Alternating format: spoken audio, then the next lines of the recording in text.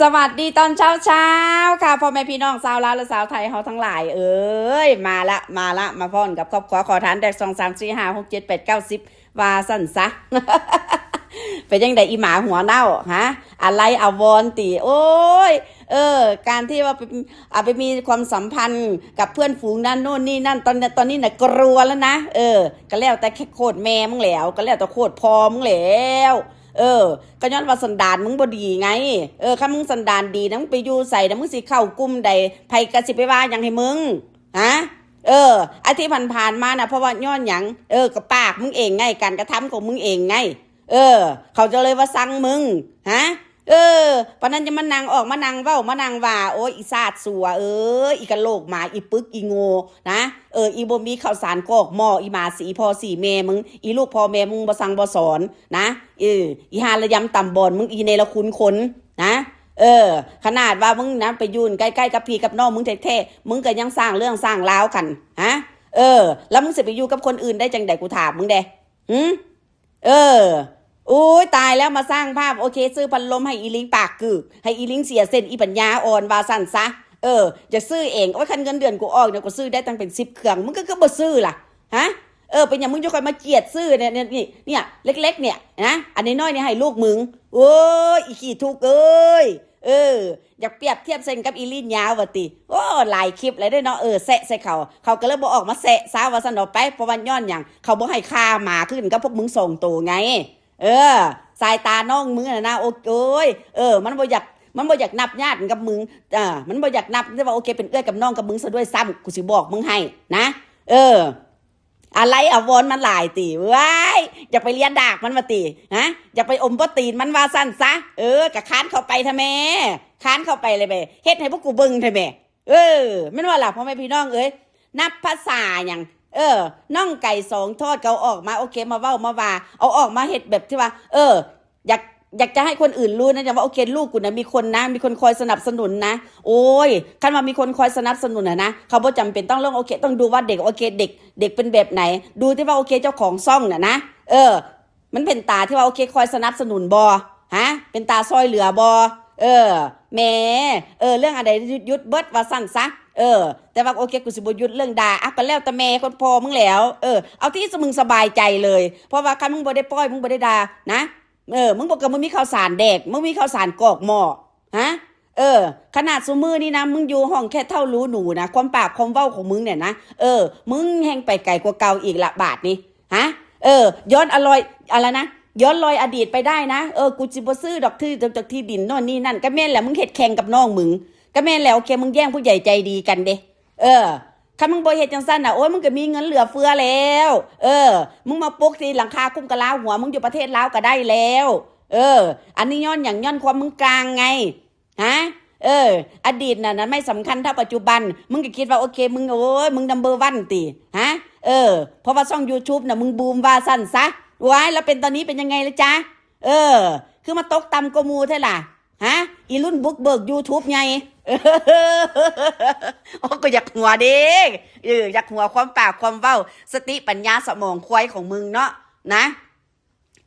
ผู้ใดเฮ็ดบ่ได้คือกันกับมึงแม่นบ่ล่ะตอนนั้นน่ะ YouTube จ่ายเงินดีแหละเพราะว่าย้อนอย่างมึงด่าแม่มึงเด้มึงด่า FC เด้ฮะคันลองมึงเฮ็ดคลิปออกมาแบบที่ว่าโอเคมีสาระดูสิมึงเฮ็ดบ่ได้เพราะว่าย้อนอย่างมึงบ่มีสติมึงบ่มีสมองนะความคิดของมึงเนี่ยโอเคมันฟอเบิดแล้วแถมซุมือนี่นะพวกมึงก็ยังทำเฮ็ดคลิปเป็นแบบไร้สาระออกมาให้คนเบิ่งแม่คันบอกว่าไปเฮ็ดเวียกเฮ็ดไร่เฮ็ดการเฮ็ดงานแม่โอ้ยกูสิไปเฮ็ดอีหยังกูสิเลี้ยงลูกกูอย่างน้อยครอบครัวกูก็ต้องอยู่ด้วยกันโน่นนี่นั่นบัดสะพัดว่าโอเคปินติดหนี้ติดสินเขาพ่อแม่พี่น้องเงินเดือนบ่พอใช้บ่พอแดกเอ้าถามมึงได้เป็นหยังมึงจะค่อยขายล่ะเป็นหยังมึงจะค่อยขายสุสานสีเหลืองมันก็ต้องมีที่มาที่ไปคือกันคันถ้าว่าพวกมึงบ่ติดการพนันเพราะว่าคันว่าพวกสู่บ่ติดการพนันมันสิไปใส่เสียฮะสู่สิลิ้นกินฟุ่มเฟือยบ่สู่ไปเที่ยวต่างประเทศติฮะสู่ซื้อหน้าผ้าหน้าแพ้ใส่ติฮะแบบดีๆแบบที่ว่าโอเคแบรนด์เนมบ่ก็บ่มีพวกสู่สแต็กดีบ่เอาก็สแต็กแบบบ้านๆแล้วเงินมันหายไปไหนเอาแม่กันสิตั้งคำถามซิน้ำกันอันนี้เป็นหยังเอาซักแม่น้ำทักทั้ง5มา เพราะว่าโอเคอยากมาเว้าให้กับ FC ฟังว่าโอเคชีวิตตัวเองทุกข์ยากลำบากจังสั่นจังซี่เอาที่มึงสบายใจแล้วมึงอยากเซาเงินอยู่มึงก็เซาแหละเพราะว่าจังไงเสียโอเคชีวิตของพวกมึงมันก็บ่มีค่าพอแฮงละนะคันสู่นะชีวิตสู่มีค่าสู่บ่พาลูกสู่น่ะเล่ร่อนแต่ยังน้อยๆดอกนะสู่จะต้องเฮ็ดเพื่อลูกสู่แล้วสู่ต้องคิดมองว่าอนาคตของลูกสู่มันเป็นแบบใดอันนี้พวกสู่มันสิ้นคิดไงพวกสู่บ่ได้คิดว่าลูกสู่เนี่ยต้องอยู่ต้องกินเป็นแบบใดนะจนเท่าสู่มื้อนี้สู่ยังเอาลูกสู่มาขายแดกน้ำโลกโซเชียลเพราะว่าย้อนประทังชีวิตสู่เป็นประทังป่าพวกสู่นะคนอื่นเขาบ่เว้าบ่ว่านะมึงพวกมึงแล้วแหละนะกูสิบอกมึงให้เขาเอื้อมละอาคือกันเขาสมเพชเห็นชีวิตพวกมึงอยู่ซุมื้อนี้แถมมีหนำซ้ำนะลูกก็บ่ได้ไปโรงเรียนบ่ได้เอาลูกเนี่ยโอเคไปดูหลอกดูแลโน่นนี่นั่นกับแพทย์กับหมอนะย้อนความตะกะของคนเป็นพ่อเป็นแม่นะต่อมึงสิมีหลายอ่ะมีเงินหลายปานใดก็ตามนะแล้วมึงเฮ็ดกับลูกกับเต้ามึงแบบนี้นะก็บ่มีผู้ใดให้ค่ามึงคือกันนะคิดอิจฉาติเห็นคนนั้นคนนี้โอเคโอ้ยเขามีอยู่มีกินมีอันไหนอย่างก็มีหน้ามีตาไปใส่มาใส่โอเคก็บ่ต้องกลัวคนนินถอกนินทาโน่นว่าซั่นต่อไปเขาเรียกบอกว่าโอเคจิตใจเป็นว่าโอเคมั่นใจในตัวเองอ่ะแต่ว่าหัวปอดพวกมึงมันบ่ได้มีความมั่นใจในตัวเองไงถึงได้ออกมาในสภาพแบบนี้นะเอาเรื่องพัดลมเนี่ยออกมาเว้าในราคาบ่พอจะกี่บาทแล้วเป็นอย่างสุดจะค่อยมาตั้งว่าต้องมีคนซื้อให้ฮะเพื่ออย่างฮะอยากให้คนเขามองว่าโอเคลูกมึงน่ะมีคนคอยดูแลเหรอฮะมันบ่มีผู้ใดไปส่งดอกมันบ่มีผู้ใดไปเฮ็ดให้กับพวกมึงแหละนะแต่นี่ต่อไปกูสิบอกมึงให้นอกจากพวกมึง2ตัวนะมโนกันเองปลอบใจตัวเองไปวันๆว่าเนี่ยคันถ้าว่ากูเย็นสิกับลูกกูเดี๋ยวมันก็ต้องมีแบบว่าผู้ใหญ่ใจดีนะเห็นอกเห็นใจอุ๊ยมีคนนี้ช่วยเหลือแล้วเหรอก็ดีๆนะโอเคไปช่วยกันโน่นนี่นั่นมันบ่มีแต่สมัยตะกี้น่ะมันมีสมัยนี้มันบ่มีเงินกับเงินพวกสู่ทุกวันนี้นะเฮ็ดทำอย่างได้นอกจากว่าโอเคสุดต้องโอเคมานั่งเฮ็ดคลิปมานั่งสแต็กเข้ายังหั่นอีหมอนหั่นกับบ่สั่งก็โอเคไปนั่งด่าคนอยู่น้ำปลาพุ่นคันมาเว้าเรื่องอีลิงปากกึ่งมาโอ้ยใช่ความรุนแรงหรือบ่ใช่ความรุนแรงก็เบิ่งเอาและสภาพพวกสู่แต่ละมื้อสู่บ่มีความอดทนกับลูกกับเต้าจักหน่อยคันว่าเว้ายามใดก็จะห้องกากใส่มันมันก็เลยโอเควางตัวบ่ถือว่าโอเคมันสิฟังทางใดเบิ่งว่าซั่นแม่เนี่ยเบิ่งว่าซั่นยายกับพ่อยายพ่อกับพ่อแม่กับพ่อแม่ละบาทนี่คันว่าไปเข้ากับคนอื่นน่ะแฮงแล้วซาดซ้ำบาทนี่มันระบ่ฮู้จักว่าอันใดผิดอันใดถูกเพราะว่ามันบ่มีหมาตัวใดสั่งสอนมันไงเรื่องลิ้นหมาจับหมาก็คือกันถ้าคนเป็นพ่อเป็นแม่เนี่ยนะอย่าสุเฮ็ดอย่าสุจับโน่นนี่นั่นต้องบอกต้องคอยต้องสอนอันนี้พวกสู่บ่ได้บอกบ่ได้สอนมันนะเรื่องเด็กกับหมาเนี่ยโอเคมันของคู่กันอยู่แล้วนะนอกจากสว่าโอเคคนเป็นพ่อเป็นแม่น่ะนะสิประคับประคองให้ลูกเล่นแบบใดเล่นแบบที่ว่ามันถูกวิธี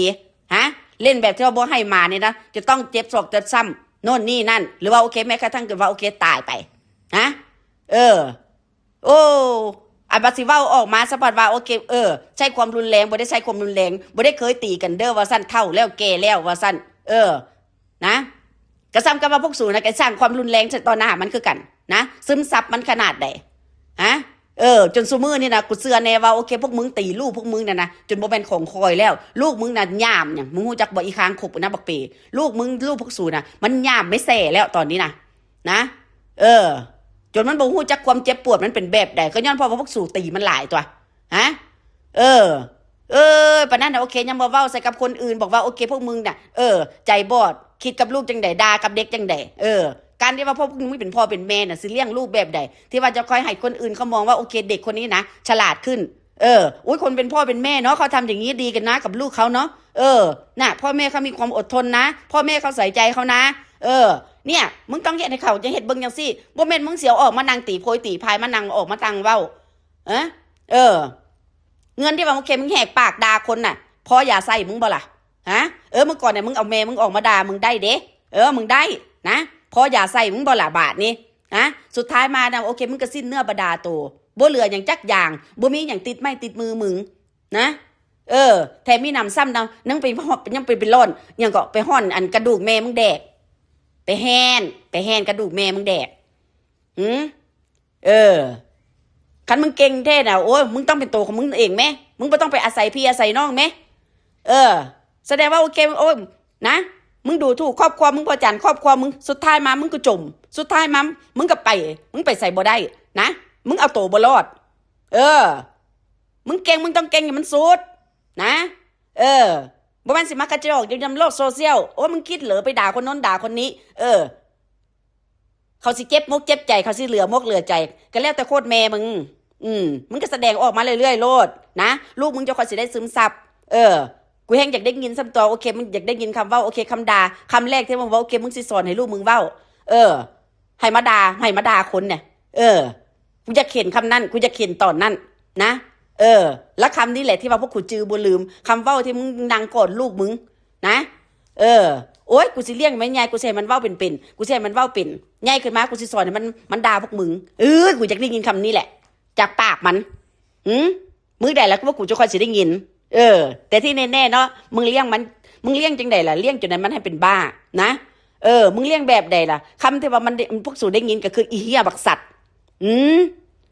กับหามึงเอ้ยน่ะเห็นบ่เนี่ยแล้วลูกมึงเข้าใจบ่ทั้งที่ว่าโอเคลูกมึงบ่เข้าใจอันนี้มันซึมซับอยู่ในสมองในกะโหลกหมามันพอแห้งแล้วลูกมึงก็คือกันไอ้กับเรื่องที่ว่าโอเคขาดสารอาหารบ่ขาดสารอาหารลูกมึงสแตกเบิดมันบ่เป็นว่าเด็กน้อยยืนห่างนะ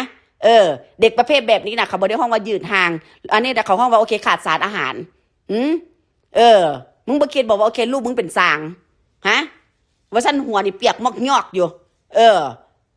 บ่มีน้ำบ่มีนวลน้ำเข่าโน่นนี่นั่นปานนั้นว่าโอ้ยพวกมึงตาแตกติบ่มาเห็นติลูกกู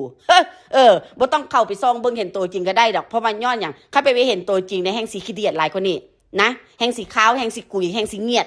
คือพ่อกับแม่มันหั่นล่ะมันบ่ล่ะพ่อแม่พี่น้องแต่ขนาดเห็นอยู่น้ำหน้ากล้องก็ยังซ้ำนี่ละเว้าแล้วว่าโอ้ยลูกกูเสื้อผ้าหน้าแพ้ดีๆโอเคราคาเป็นพันกูก็บ่เห็นลูกมึงเหาะได้บัดพ่อไปเห็นลูกคนอื่นว่าซั่นเว้าทับถมเขาจังซั่นจังซี่อย่างได้น้อยนะคันเว้าเรื่องของลูกคนอื่นเขาก็บ่ได้ว่าเอาเงินของคนอื่นมันเลี้ยงลูกเขาก็หาเงินหาการหางานทำนะเขาเลี้ยงลูกเขาด้วยตีนด้วยมือของเขาเองอันนี้หัวปอดมึงเป็นหยังมึงเอาลูกมาขายอยู่ในโลกโซเชียลเพื่อประทังชีวิตของพวกมึงฮะมองในด้านกลับกันได้ไหมนะก็เดี๋ยวว่าโอเคอยู่ในวงการโลกโซเชียลมานี่ตั้งดนตั้งนานแต่ว่าสันดานของพวกสูงนะมันทิ่มบ่ได้สู้เฮ็ดต่อไปโลดนะกูอยากเบิ่งคือกันว่าโอเคชีวิตของสูนะมันสิไปต่อได้เท่าใดแล้วก็ว่าเรื่องนี้สินก็คือกันฮะบ่หนีกูบ่ใส่กูบ่จ่ายเด้นะนี่อันนี้คือสันดานของมึงเด้คือนี่ความเหี้ยของมึงไงข้างนอกมึงบ่ออกมาเสนะเฮ็ดให้นอกมึงจะคอยสิได้เงินคืนฮะคนอื่นเสยังบ่เท่ากันกับน้องมึงเสเด้นะเป็นยังไงเจ็บปวดใจแห้งตีว่าเขาฮู้ความลับของตัวเองที่ว่าโอเคปิดบังคนเข้ามานานสุดท้ายมามึงก็อยากหนีน้องมึงคือกันนะมึงอยากบิดหนีน้องมึงแต่ว่าบิดบ่ได้เด้บาทนี่นั่นน่ะสังคมนิยมนะเว้ยไม่ใช่ประชาธิปไตยเด้สังคมนิยมมึงจำใส่ไว้เด้อมึงทองไว้เด้อนะมึงทองใส่กะลาหัวมึงไว้ว่านั่นน่ะสังคมนิยมนะมึงเห็นแบบใดออกมามันคือสิได้จังสั้นนะชีวิตมึงซุมื้อนี้อยู่ยากเลยได้เนาะอึดอัดแล้วไปทางใดก็ไปทางใดก็บ่ได้นอกจากว่าเข้าป่าพุ่นแหละสิไปหาหมู่หาคู่ก็หาบ่ได้สิไปเงินอีหมอนว่าโอเคก็ได้แค่เพียงบางครั้งเพราะว่าย้อนหยังเขาเฮ็ดเหตุการณ์เฮ็ดงานเขาบ่ต้องการความที่ว่าอันน้องนั้นว่าซั่นซะไปแล้วก็อะโวยวายโน่นนี่นั่นโอเคเสียงเนี่ยโอเค8หลอด10บ้าน20บ้านก็ได้ยินนี่เหรอที่ว่าโอเคจะต้องมีคนผู้ใหญ่ใจดีคอยสนับสนุนตื่นเช้าขึ้นมาโอเคเอาขาหน้านี่นบจกแล้วก็สร้างคอนเทนต์หลอกลวงต่อแหล่ FC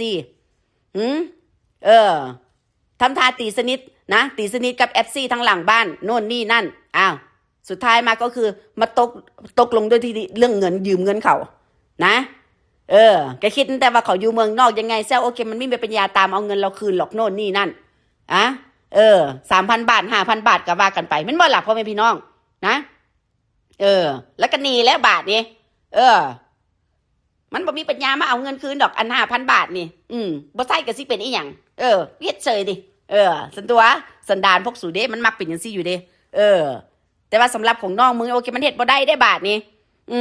โอ้ยกูจะกินบักม่วงเด้ โอ้ยกูจะกินปิ้งปลาเผาเด้โอ้ยกูจะกินออมกบออมเขียดเด้โอ้ยกูจะกินบักมี่หอมๆเด้โอ้ยกูอยากนอนตากแอร์เด้สันตัวโอ้ยกูอยากเฮ็ดให้ไอ้พวกช่องเสช่องจอมืดจอดำเด้กูเข้าบ้านน้องกูได้กูเข้าบ้านแม่กูได้เนี่ยพวกมึงเห็นไหมเลือดมันข้นกว่าน้ำมึงใจสิขาดแหละนะใจสิขาดพอตายแล้วที่ว่าโอเคมึงแหนมเบิ่งช่องนั่นช่องนี่มึงแหนมเบิ่งผู้นั่นแหนมเบิ่งผู้นี่นะเขาละมีความสุขบัดหัวปอดมึงเลยนะแม่นหยังหน้าแล่มันแตดมัดคำว่าหน้าแล่ก็ยังบ่ทอนกับเราโอเคตอนนี้มัดจนเขียวแล้วอีหามึงอีหาภาคยองซีนมึงฮะเป็นยูทูบเบอร์แบบแต่มีคดีเหมือนหางเว้าเว้าเราบอกว่าโอ๊ยกูบ่ได้ผิดบ้านผิดเมืองอันนั้นว่าบ่ผิดบ้านบ่ผิดเมืองหมายความว่าจะไหนมึงไปเสียเงินอยู่ศาลแม่นหยังซะนะแล้วตอนนี้นะผัวมึงเนี่ยนะบักก้อนขี้นี่นะยังมีคดีอันอาญาอยู่ในประเทศไทยหั่นมันคืออีหยังซะนะฮะ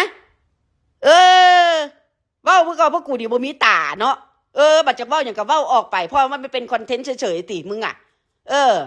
เป็นจังได๋ความจริงมันรับบ่ได้ติบอกกูถามมึงแดงอีค้างกกฮะอีหาขี้ทุกไปทางใดก็มีแต่คนรังเกียจขนาดว่าโอเคไปฮอดประเทศลาวฮอดป่านนั่นแทนที่ว่าสิมีหมู่มีครูญาติพี่น้องโอเคตุ้มลุ้มโน่นนี่นั่นเอาไปเอามาเขาแห่ง